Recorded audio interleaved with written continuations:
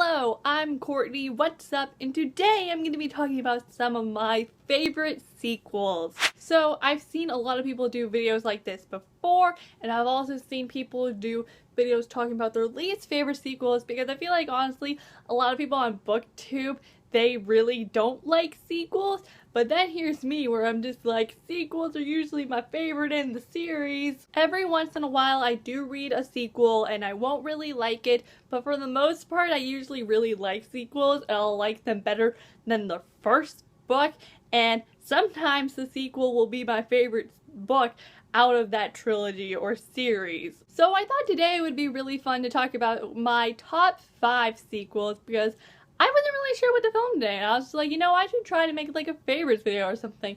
So I'm gonna be talking about my favorite sequels. I am gonna do these in order, so first off I'm gonna start off with number 5, and then I'm gonna end with number 1, and number 1 will be my favorite sequel ever. So let's just get started and start talking about my favorite sequels, starting with number 5. So at number 5 I have Scarlet by Marissa Meyer, and this is the sequel to Cinder, and this is the second book in the Lunar Chronicles series, which is one of my favorite series of all time. I love all of the Lunar Chronicles books, like they're all so good, but Cinder's really good, but then you just get to Scarlet and it's just so much fun. I loved Cinder's and Thorn's adventure, and then I loved meeting Scarlet and Wolf, and overall this book is just so wonderful. Coming in at number 4 is a Rick Riordan book. Obviously, I had to include a Rick Riordan book in this because what's the video without a Rick Riordan book? And the book is The Son of Neptune by Rick Riordan, and this is the sequel to The Lost Hero and the second book in the Heroes of Olympus series. The Lost Hero isn't the best starting book, but then you get to Son of Neptune and oh my goodness, it is so good. I had such a blast reading this book. It is so much fun. Plus you're reunited with Percy, so that makes the book 1,000 times better. But this book is so good, and I really want to reread it because I honestly don't remember much from this book except for like key moments, and I've just really wanted to reread this and relive all the memories and read from Frank and Hazel because I want to appreciate them more, and just I really need to reread this. I feel like I say this in every video and it's kind of like a tradition for me now, but if you haven't read Percy Jackson yet, you should. It's my favorite series ever. I'm Percy Jackson trash, you know, I say this all the time, but it's true. But seriously, if you haven't read these books yet, go pick them up. Coming in at number 3, I actually do not own this book. I don't own the first 2 books actually, I only own the last one, but I started this series last year. The last book came out this past May, and that is The Infinite Sea by Rick Yancey, and that is the sequel to The Fifth Wave and the second book in the Fifth Wave trilogy. I honestly wasn't going to read The Infinite Sea because I had heard such bad things about it, and everyone was like, oh my gosh, this is a terrible sequel, so I was really scared to read it.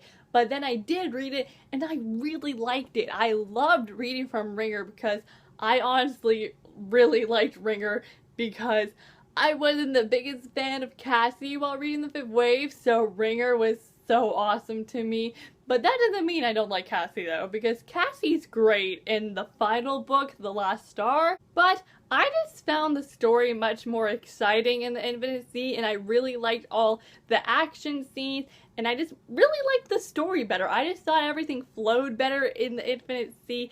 And then The Last Star, even though The Last Star is my favorite book, The Infinite Sea is like really close because The Infinite Sea is overall really good to me. Next up at number 2, this is a sequel I read just a few months ago, like 2 months ago, and oh my goodness, this book is crazy, but it's still really good, and that is Unravel Me by Tahar Mafi, and this is the sequel to Shatter Me and the second book in the Shatter Me trilogy. I marathoned this and Ignite Me back in June because I was like, I really need to finish the series, so I read them back in June, and oh my goodness, this book is insane. Like, all of this crazy stuff happens, and I was just like, my heart couldn't take it. This book was so much better than Shatter Me. Even though I liked Shatter Me, this book I loved it, and I just really liked the story better in this, and Juliet was